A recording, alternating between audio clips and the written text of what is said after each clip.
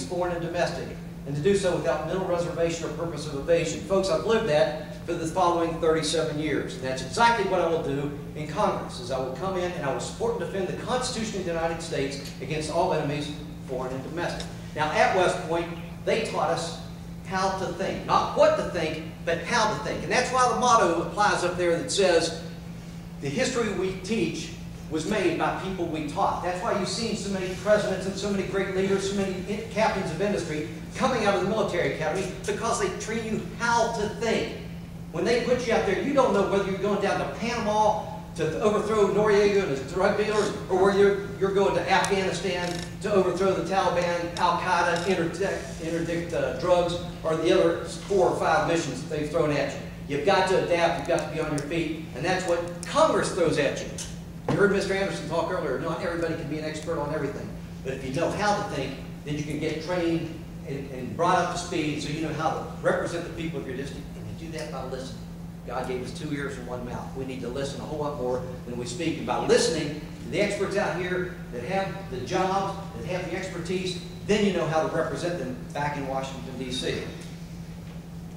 Now, you've heard this evening some of my visions, some of the other visions on how you do that with energy independence, how you create jobs, how you stop the flow of illegal aliens into this country. All the issues we've talked about, you've had a smattering now to be able to size us up, to know who is going to be able to best represent your positions in the United States Congress.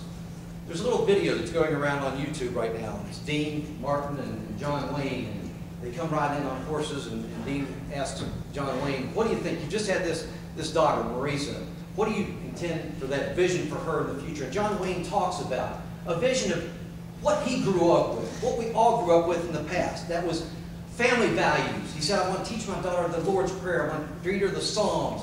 I'm going to give her a vision of what we used to have. Folks, that's the beautiful thing about this. You've heard a lot of anger and frustration in this election. We can fix it. We can actually fix it. There is a time for a better America, and it's returning back to basic family values.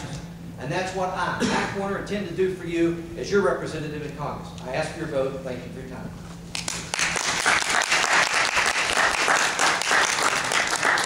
Thank you. Ms. Levinson?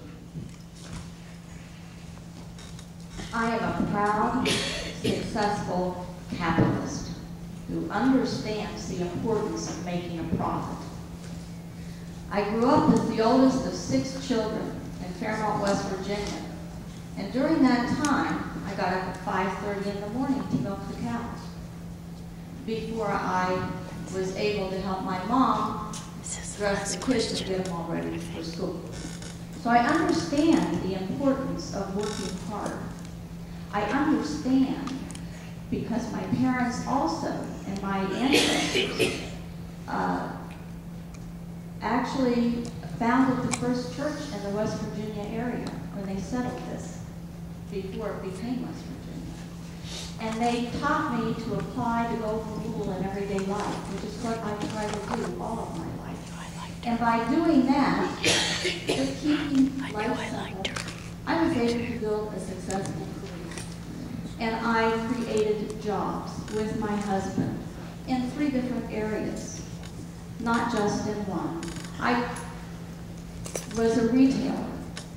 And we had to be very competitive in the retail business in order to succeed.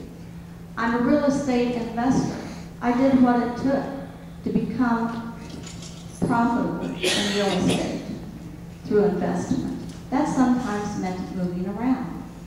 I also, by moving around, was able to observe what other states did to be successful in the job market and job creation in the area, which gave me a unique perspective on what's happening here in West Virginia and how I might be able to bring those talents here.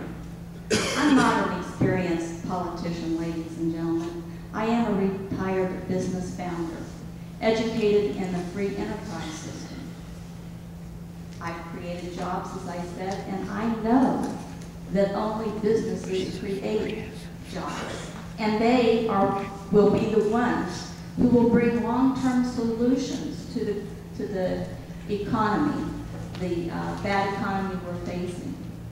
We need a balanced budget. We don't need bailouts.